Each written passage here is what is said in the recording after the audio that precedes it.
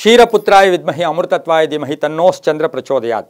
ಟಿವಿನ digital ವಾಹಿನಿಯ ನಿತ್ಯ ಭಕ್ತಿ ಕಾರ್ಯಕ್ರಮಕ್ಕೆ ಸುಸ್ವಾಗತವನ್ನು ಕೋರುತ್ತಾ, ಇಂದು ನಾವು ಬಹು ವಿಶೇಷವಾಗಿ ಎಲ್ಲರಿಗೂ ಒಂದು ಪ್ರಶ್ನೆ ಕಾಡ್ತಾ ಇರುತ್ತೆ. ಹೊಸ ಮನೆ ಕಟ್ಟಿದಾಗ ಹಾಲು ಉಕ್ಸ್ಬೇಕು, ಹಾಲು ಉಕ್ಸಿದ್ರ ಅಂತ ಕರಿತೀವಿ. ಯಾಕೆ? ಪ್ರಪ್ರಥಮವಾಗಿ ಹಾಲು ಉಕ್ಸೋದ್ರ ಪ್ರಭಾವ ಏನು, ಮಹತ್ವ ಏನು? ಅದು ಹಾಗೆಯೇ ಹೊಸ ಮನೆಯಲ್ಲಿ ಮಾತ್ರನೇ ಹಾಲು ಉಕ್ಸ್ಬೇಕಾ, ಮನೆಯಲ್ಲಿ ಹಾಲು ಉಕ್ಸ್ಬಾರ್ದಾ? ಸಾಮಾನ್ಯವಾಗಿ ಎಷ್ಟೋ ಸಾರಿ ನೋಡ್ತಾ ಇರ್ತೀವಿ, ಮನೆಯಲ್ಲಿ ಎಷ್ಟೋ ಸಾರಿ ಸ್ವಲ್ಪ ಮರ್ತೋಗ್ಬಿಟ್ಟಿದ್ರೆ ಆದರೆ ಆ ಮನೆಯಲ್ಲಿ ಆ ತಾಯಿ ಇರ್ಬೋದು, ಆ ಸ್ತ್ರೀ ಇರ್ಬೋದು, ಅಲ್ಲಿರ್ತಕ್ಕಂಥ ಯಾರ್ಯಾರೇ ಆಗಿರ್ಬೋದು, ಹಾಲು ಪದೇ ಪದೇ ಹುಗ್ತಾ ಇರುತ್ತೆ. ಇದು ಶುಭಾನ? ನಮ್ಮಲ್ಲಿ ಈ ಪ್ರಶ್ನೆ ಬಂದೇ ಬರುತ್ತೆ. ಯಾಕೆಂದರೆ ಸಾಮಾನ್ಯವಾಗಿ 10 ಮನೆಯಲ್ಲಿ 5 ಜನರ ಮನೆಯಲ್ಲಾದರೂ ಹಾಲು ನಿತ್ಯವೂ ಅಥವಾ ಒಂದು ಸಾರಿ ಆದರೂ ಹಾಲು ಉಕ್ತಾನೆ ಇರುತ್ತೆ, ವಾರಕ್ಕೊಮ್ಮೆಯಾದರೂ.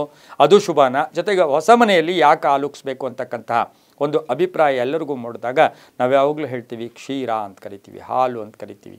ಆ ಹಾಲು ಏನು ಅಂದರೆ ಅಲ್ಲೆಲ್ಲೋ ಒಂದು ಕಡೆ ನಮಗೆ ನಮ್ಮ ಆತ್ಮಕಾರಕ ಕೂಡ ಹೌದು, ಹಾಗೆಯೇ ಹಾಲು ಅಂತಕ್ಕಂಥದ್ದು ಮನಸ್ಕಾರಕ ಹೌದು, ಆತ್ಮಕಾರಕ ಹೌದು, ಈ ದೇಹವನ್ನು ಕಾಪಾಡ್ತಕ್ಕಂಥದ್ದು, ಪ್ರಾಣ ರಕ್ಷಕ ಕೂಡ ಆಗಿರ್ತಕ್ಕಂಥದ್ದು ಹಾಲಾಗಿರುತ್ತೆ.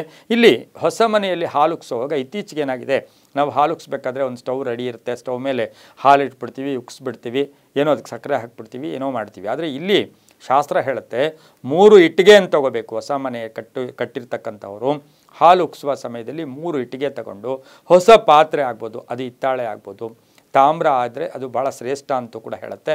ಆದರೆ ಎಲ್ಲೋ ಒಂದು ಕಡೆ ಸ್ಟೀಲ್ ಪಾತ್ರೆ ಆಗ್ಬೋದು, ಸಿಲ್ವರ್ ಪಾತ್ರೆಯನ್ನು ಉಪಯೋಗಿಸಬಾರ್ದು ಅಂತೂ ಕೂಡ ಶಾಸ್ತ್ರಗಳಲ್ಲಿ ಹೇಳುತ್ತೆ. ಯಾಕೆಂದರೆ ಹಿತ್ತಾಳೆ ತಾಮ್ರ ಅಂದಾಗ ಅಲ್ಲಿ ವೈಜ್ಞಾನಿಕವಾಗಲೂ ಕೂಡ ಆ ಮನೆಗೆ ಎಷ್ಟೋ ಶಕ್ತಿ ಬರ್ತಕ್ಕಂಥ ಸಾಧ್ಯತೆ ಕೂಡ ಇರುತ್ತೆ. 3 ಇಟ್ಟಿಗೆ ಇಟ್ಟಾಗ 3 ಇಟ್ಟಿಗೆ ಇಟ್ಟಿದ್ದಾದಮೇಲೆ ಕರ್ಪೂರ ಮತ್ತು ಗಂಧದ ಚಕ್ಕೆಗಳಿಂದ ಅಲ್ಲಿ ಬೆಂಕಿಯನ್ನು ಉತ್ಪತ್ತಿ ಮಾಡ್ಕೋಬೇಕು. ಅಂದರೆ ಬೆಂಕಿಯನ್ನು ಹಾಯಿಸಬೇಕು.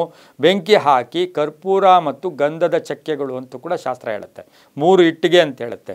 ಆ ಕರ್ಪೂರ ಮತ್ತು ಗಂಧದ ಚಕ್ಕೆಗಳಿಂದ ಅಲ್ಲೇ ಒಂದು ಕಡೆ ಅಗ್ನಿಯನ್ನು ಸೃಷ್ಟಿ ಮಾಡಿಕೊಂಡು ಹಾಲು ಉಕ್ಸಿದ್ದಾದಮೇಲೆ ಆ ಉಕ್ಕಿದ ಹಾಲು ಆ ಬೆಂಕಿಯನ್ನು ನಂದಿಸ್ಬೇಕು. ಬೆಂಕಿಯನ್ನು ಆರಿಸಿದಾಗ ಆ ಮನೆಗೆ ಶುಭ ಆಗುತ್ತೆ. ಈ ಹಾಲು ಉಕ್ಕೋದ್ರಿಂದ ಏನಾಗುತ್ತೆ, ಹೇಗೆ ಹಾಲು ಉಕ್ಕುವುದೋ ನಮ್ಮ ಜೀವನವೂ ಕೂಡ ಪರಿಪೂರ್ಣವಾಗಿ ಆರೋಗ್ಯವಾಗಿ ಒಳ್ಳೆಯ ರೀತಿಯಿಂದ ಎಲ್ಲೋ ಒಂದು ಕಡೆ ಊರ್ಧ್ವ ಮುಖದಲ್ಲಿ ವೃದ್ಧಿ ಆಗುತ್ತೆ. ನಾವು ಈಗ ನೋಡಿದ್ದೀವಿ, ಈ ಹಾಲು ಉಕ್ಸ್ದಿದ್ರೂ ಕೂಡ ಎಷ್ಟೋ ಜನ ವೃದ್ಧಿ ಆಗಿಬಿಡ್ತಾರೆ. ಆದರೆ ಎಲ್ಲೋ ಒಂದು ಕಡೆ ಕಡೆಯ ಭಾಗ ಇದೆ, ರಿಸಲ್ಟ್ ಭಾಗ ಇದೆ, ಅದು ಭಗವಂತನ ಆಶ್ರಯಕ್ಕೆ ಹೋಗ್ತಕ್ಕಂಥ ಭಾಗ.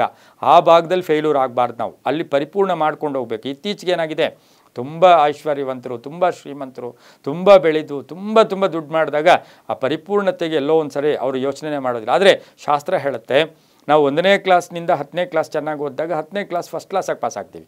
ನಾವು ಸಡನ್ನಾಗಿ 8ನೇ ಕ್ಲಾಸಿಂದ 10ನೇ ಕ್ಲಾಸಿಗೆ ಬಂದಾಗ ಕಷ್ಟ ಕೂಡ ಆಗುತ್ತೆ. ಹಾಗಾಗಿ ಈ ಹಾಲು ಉಕ್ಕಿದ್ರೆ ಅದರಿಂದ ಶುಭ ಆಗುತ್ತೆ. ಆ ಮನೆಯಲ್ಲಿ ದ್ರವ್ಯಾಭರಣ ಆಗ್ಬೋದು, ಐಶ್ವರ್ಯ ಆಗ್ಬೋದು, ನೆಮ್ಮದಿ ಆಗ್ಬೋದು, ತುಂಬಾ ಒಳ್ಳೆಯದಾಗ್ತಕ್ಕಂಥದ್ದಾಗತ್ತೆ.